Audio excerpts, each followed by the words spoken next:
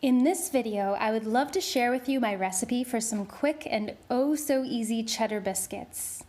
These delicious biscuits have the most wonderful layers, so buttery, soft, and tender. Incredible flavor from the extra sharp cheddar, the buttermilk, and the garlic powder. And the tang also comes from the addition of sourdough discard, and the more overripe, the better. If you want to learn how to make a sourdough starter from scratch, or if you want to learn about my daily feed schedule, please see these tutorials I have up here on YouTube. I also have a basic how to make sourdough bread tutorial here as well, and you can of course visit me on Instagram at Foolproof Baking, where all of my sourdough bakes and experiments are posted weekly. I usually bake breads daily, and so I'm feeding my starter 2 to 3 times per day, and I'm collecting the excess discarded sourdough in a bowl, and I store this in my freezer. I feed very small amounts of starter at a time, so I don't actually have a lot of discard, but this bowl is what I've collected over the last couple weeks. When you want to use some for a bake, just take the bowl from the freezer and thaw overnight in the refrigerator, or you can even put it on the counter and it'll be ready to go first thing in the morning. I just want to add a quick note. Whatever you're using your discard in will take on some of the flavor of this sourdough culture, so just double check that it smells all right before you choose to use it. The first thing we want to do is prep our dry ingredients. For these biscuits, we'll be using an all-purpose flour, as well as a bit of granulated sugar and sea salt. And here is our baking powder, baking soda, and garlic powder. Whisk all these ingredients together in a large bowl, and then we can move on to grating our butter. I use a cold butter, and this is really the key to the recipe. You've got to keep everything very cold. Grating the butter directly into the flour mix lets us bypass the step where you're usually cutting your butter into the flour. These little shavings get coated by the flour as you go. I like to take a pause every so often to toss the butter in the flour mix. And this is what you end up with, perfectly small shavings of butter coated in the flour mix. Get this right away back into the refrigerator, or even better, the freezer. Next, let's finely grate some extra sharp cheddar cheese. I've done that here, and I'll portion off about 30 grams or so to use later on top of the biscuits.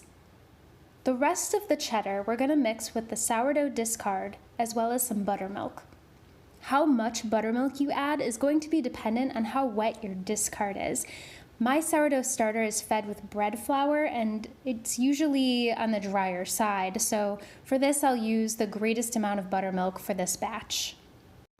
After adding the buttermilk and discard, mix with a fork to get everything well combined. This takes about a minute or so of mixing.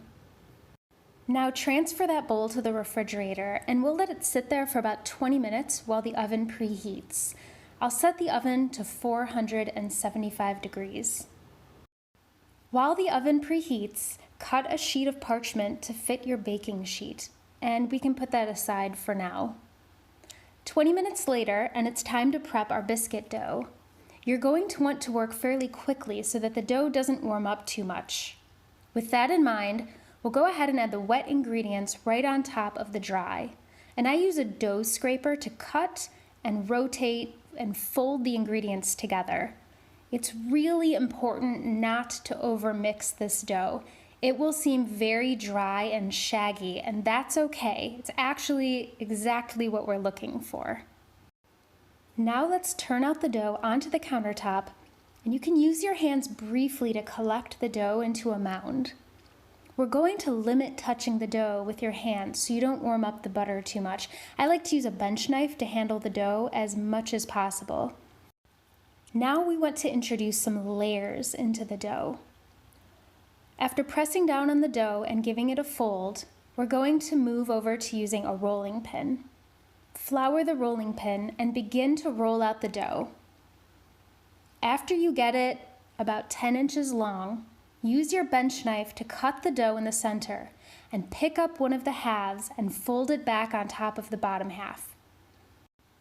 Rotate the dough a quarter turn, and we'll repeat these same steps rolling out the dough, cutting in half, and stacking another couple times.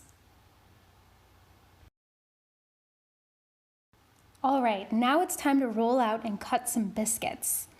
Roll the dough to approximately a 1-inch thickness and use a biscuit cutter, or like I'm using here, a cleaned out tin can. Resist the urge to twist the cutter as you press down. This will seal the edges and you won't get as nice a rise in the oven. And if you have any remaining scrap dough, just roll it up quickly in your hands, and this can be your drop biscuit on the side. Place all the pieces on your parchment-lined baking sheet and use your finger to create a little indent in the center of each biscuit. This will actually prevent the biscuits from tipping over as they bake. I've learned from experience. Finally, top each biscuit with a little heap of that extra cheddar cheese we had reserved from before. These are looking perfect. We'll pop these in the oven and immediately turn the temperature down to 450 degrees Fahrenheit. Let them bake for 10 to 12 minutes or until they have a nice and golden brown color all over.